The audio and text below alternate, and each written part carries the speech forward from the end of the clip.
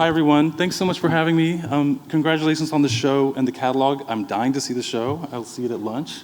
I got here late last night, so I couldn't see it. I'm going to talk about research that we undertook for the 2013 exhibition Hopper Drawing at the Whitney.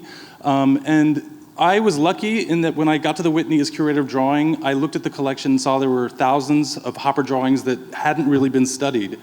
And it was a great opportunity. And part of the exhibition research was really looking at the historic photographic record of New York City and taking the drawings, and Hopper made extensive suites of drawings for many of his major paintings, many of which are in the Whitney, and just looking at those things together and trying to figure out his creative process. So the show was called Hopper Drawing, but it was very much about his creative process and how he put together his paintings in his head. Of course, we don't know what his head was really like, but we do have some evidence. And so this shows, this shows Hopper in his studio at number 3 Washington Square, where he lived and worked for most of his life with his wife. That's the easel, an easel that he built for himself. There's a mirror behind him, which is significant, so just take note of it. But the research that I did started with this painting, Early Sunday Morning, one of the icons of the Whitney's collection, and from 1930, and trying to understand this fire hydrant. What I noticed was that the fire hydrant was squat and short in the painting, and that in the one drawing that we know that's for this painting, or that we associate with this painting because it's a fire hydrant, was a different shape. And so I literally started trying to figure out what fire hydrants in New York looked like in Hopper's life, and it wasn't hard to do because there's extensive photographic records. I used really 2 major sources, the local history collection at the New York Public Library and something called the subway construction photographs at the New York Historical Society, and both are very extensive visual archives. The New York Public Library's archive was actually, they hired photographers to document the changing city, and the subway construction photographs were hired for insurance purposes when they were building the subways. So I was able, this fire hydrant stood very near the building that I will argue Hopper was looking at when he painted Early Sunday Morning. So this painting was originally titled 7th Avenue Shops. This is a page from Hopper's record books, which are used extensively by Hopper scholars. He started to compile them once he started to sell his work, and his wife would help him keep these record books, and he would record the kind of paints he used, what he painted, the titles, how much he got paid, etc. And so you can see, here's a little drawing of Early Sunday Morning when it was still called 7th Avenue Shops. And there's a couple of quotes from Hopper where he talks about the title being changed, presumably by Joe, who helped him market things. And but also he said in 2 interviews at least, that the buildings in Early Sunday Morning, or the building in Early Sunday Morning was on 7th Avenue and it was torn down. So I was convinced that I'd be able to find a picture of this building because of the extensive photography of New York, and I did. Thankfully it was all online, so I could sit at my desk. And basically what you can do is go block by block once you figure out the library's system of cataloging. And I focused on downtown because I had to limit it to something. And one day, lo and behold, I saw this photograph and I saw this barber pole, and it just looked so much like the painting that I was convinced that it was what Hopper was looking at. And it was on 7th Avenue, and there's these insurance atlases that were produced for New York City that document, much like just a map of nature would, they document the buildings and the streets and the changing zoning and et cetera, et cetera. So going to one of those for the photograph, which is dated 1931, this is actually the building that you're seeing here in this. This is 7th Avenue, this is 15th Street and 16th Street. So was able to know exactly where the building was, and Hopper lived close to here. It's probably a 10-minute walk from his house. So it's also a building that was built in the late 19th century, so he would have walked by it probably numerous times since he lived in that neighborhood for a long time. Interestingly enough, these little dotted lines that you see here, this is the old Gansevoort Street. So it's interesting that Whitney ended up on Gansevoort Street, just as like an aside. Then using the subway construction photograph archives, we were able to stitch together a frontal view of the building. And I think what's instructive is, as Leo has said, Hopper wasn't slavishly copying things, he was putting together composites of things. And it's just interesting to look at what the building looked like and what he actually painted.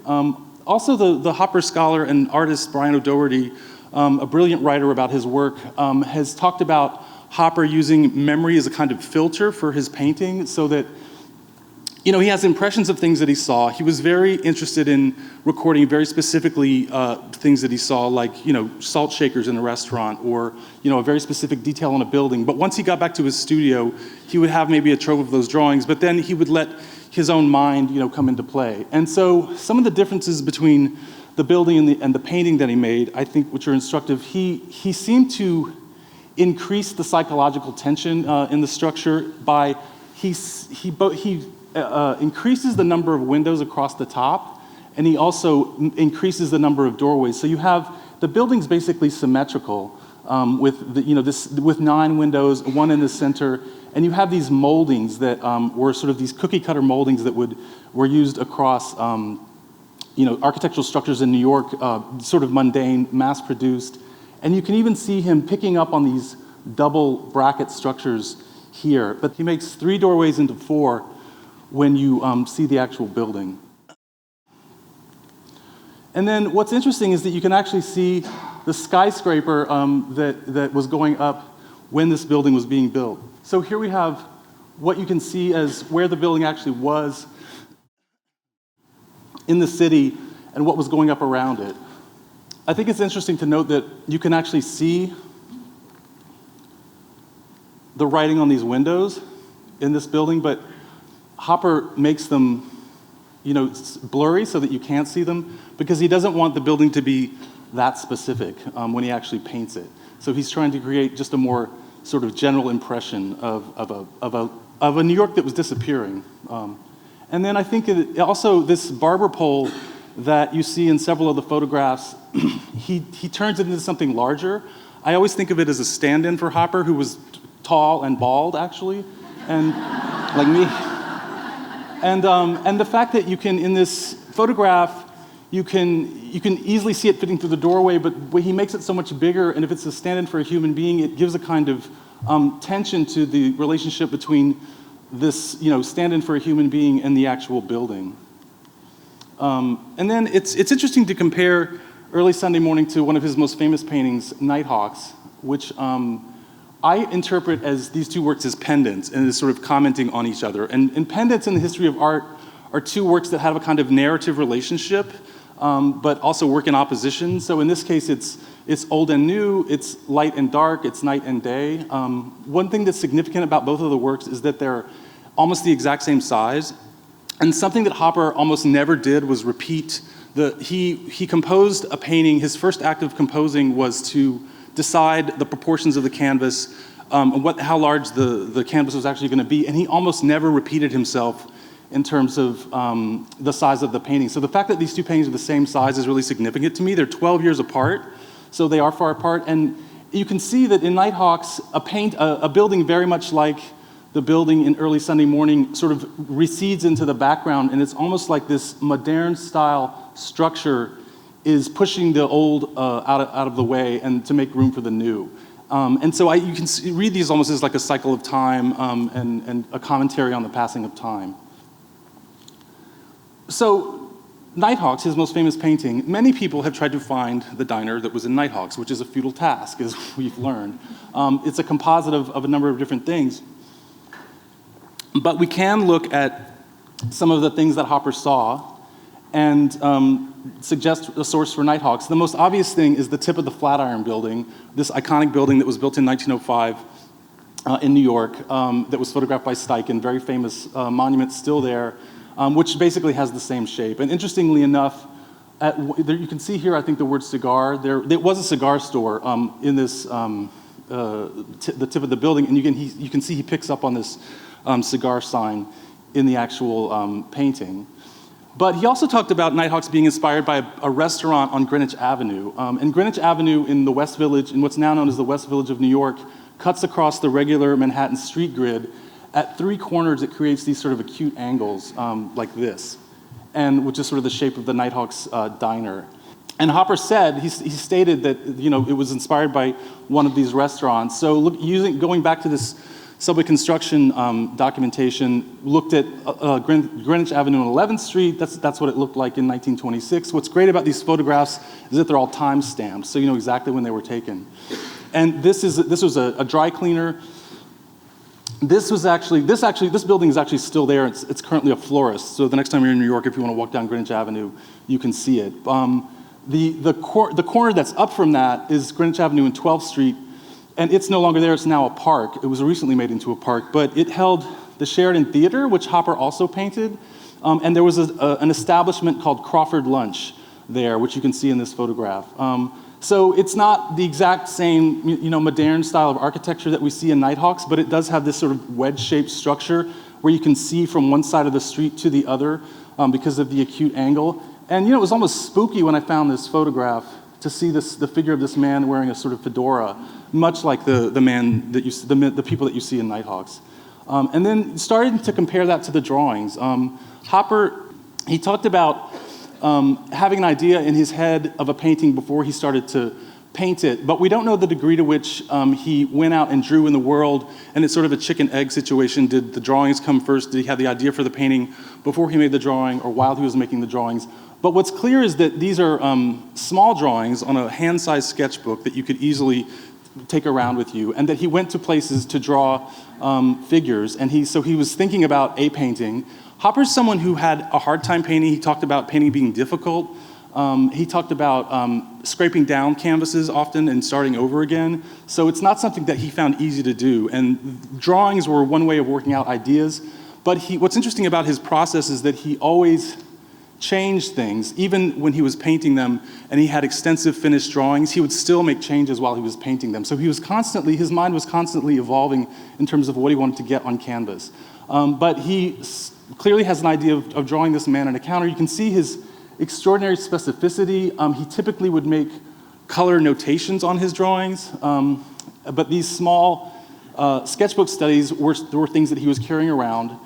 Joe's diaries are really important for this, and I used Gail Levin's biography extensively when working on this show because you can correlate what she says about what Hopper was doing in his diaries and the drawings he was doing for specific paintings. And sometimes you can even date them, to the actual day, interestingly enough. So he makes these figure studies, but then he starts to do these really interesting compositional studies. So here's a suite of compositional drawings for Nighthawks, and you can see it going from this incredibly minimal, almost, you can count the number of strokes in this sheet. It's like 42 strokes, and you still see the whole composition for the painting there. But you can see how minimal they are at the beginning, and then it's almost like, and it's hard not to use a cinematic metaphor, he starts to focus, and he starts to almost storyboard the composition of the painting and its development, and you can see him going from really spare to more finished.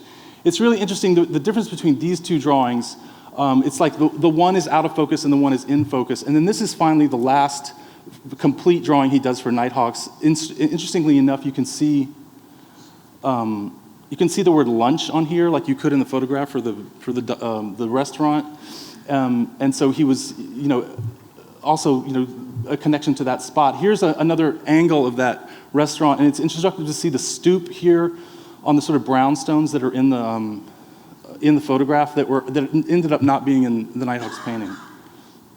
And finally, what he would do is after he'd worked out the composition, he did these sort of life studies out in the world. He goes back to his studio and he gets Joe to pose for him, and he uses himself as a model. And so he's probably using a double mirror to create this drawing here where he can see himself from the back, and you can see he has a mirror here. He probably just set up another mirror so he could see, what he looked like from behind. And then as Joe is his I guess call him long-suffering model, but she sometimes would complain about having to pose for him, but she did it all the time. And then it's interesting to here you see how he ended up with the final composition, but changed it again. I think one of the crucial changes is the point of view of the spectator vis-a-vis the painting and the drawing. It's a slightly lower angle in the drawing, and when you get to the painting, you can see how the counter sort of becomes a more continuous surface that connects them. It separates them a little bit more, and you can see how you can see the top of the stools here, which you can't really see in the drawing. So just tweaking that minor little thing is something that Hopper constantly did as he went from drawings to paintings.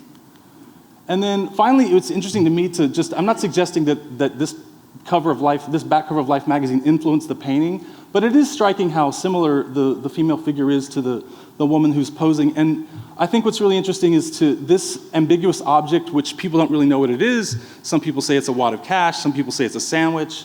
It could be a packet of Lucky Strike cigarettes. They were green, apparently.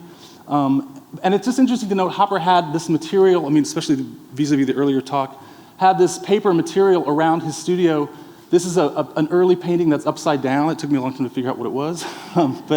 And he's wearing a jacket that Joe Hopper talked about him having, a safari jacket that you can see in one of the drawings. So he had this material around him, all of that coming together to create this wonderful painting. The next painting we're going to look at is New York Movie, one of his really masterpieces from 1939. For some reason, he did more drawings for this painting than any other painting that we know of. Something like 39 drawings survive in the Whitney's collection for this painting. And for some reason, he was stuck. Joe writes in her diaries about him being stuck when he was making this painting. And there's a quote from Hopper where he says when he's stuck on a painting, he would go on a movie binge. Well, that's sort of exactly what he did when he was stuck on this painting. And he starts going to 4 different movie palaces in New York to start making drawings. He had done a painting called the Sheridan Theater 2 years earlier, a much smaller painting in the Newark Museum's collection. But there's some interesting similarities, although it's this very complicated Baroque interior, not unlike the one in New York Movie. You can see a uniformed movie attendant in a similar type of uniform as the female attendant in New York Movie with this sort of red stripe on their uniform. So the subject of a theater interior was something he'd already treated. And here's you can see how different they are actually. How much New York Movie is much more about a sort of quiet moment of a single person. But he starts going to the Strand, the Republic, the Palace, and the Globe theaters to make drawings. And conveniently, he wrote the name of the theaters on the drawings. Otherwise, it would have been harder to track these down. Although this theater still exists. It's now called the New Victory.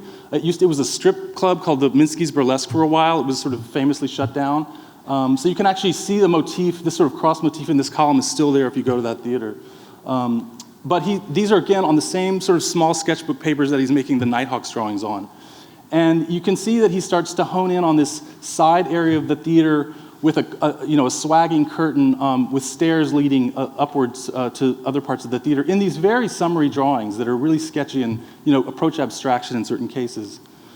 But then we were able to, there was a theater collection in Illinois that had photographs of the Palace Theater, which is what he really seems to have focused on when he decided to make New York Movie. And there's a number of elements in it that you can recognize. This sort of sketchbook drawing here is small, but you can see, and comparing it to the theater interior, he was seated about here when he made this drawing because this here is this column that comes down here. You can see there's a little hallway space, so there's a space between the staircase and this sort of exit area that he ends up eliminating in the painting, but it makes it into a number of the drawings.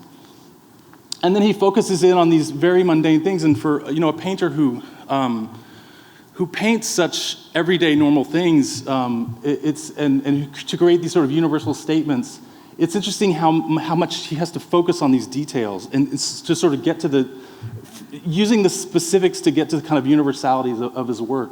So he's focusing on this. He loved this sort of motif of the underhang of these lights.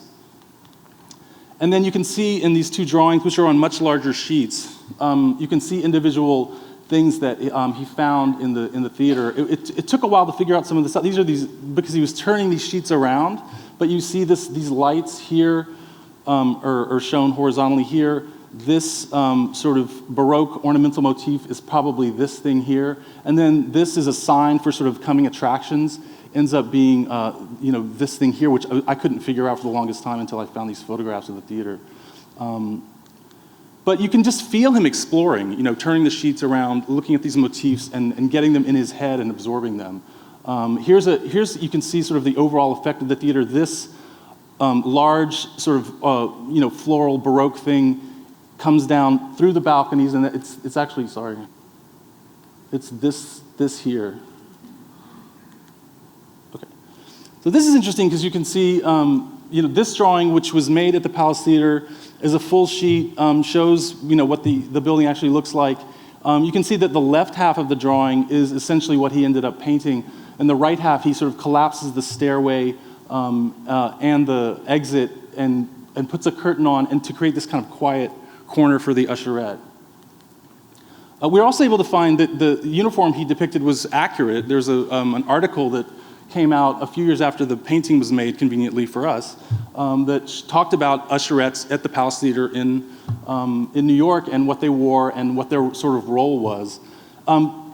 Earlier writers had talked about the usherette probably being bored because she's seen the movie so many times, but we actually found out this article sort of explains that the theaters were very regulated and that the attendants were not allowed to look at the movie, so they were kind of trapped while the movie was happening. And so that kind of gives a different context to how you interpret what she's doing. But the world of movies and sort of the unreality of movies and her reflection, they sort of complement each other in this painting in a beautiful way.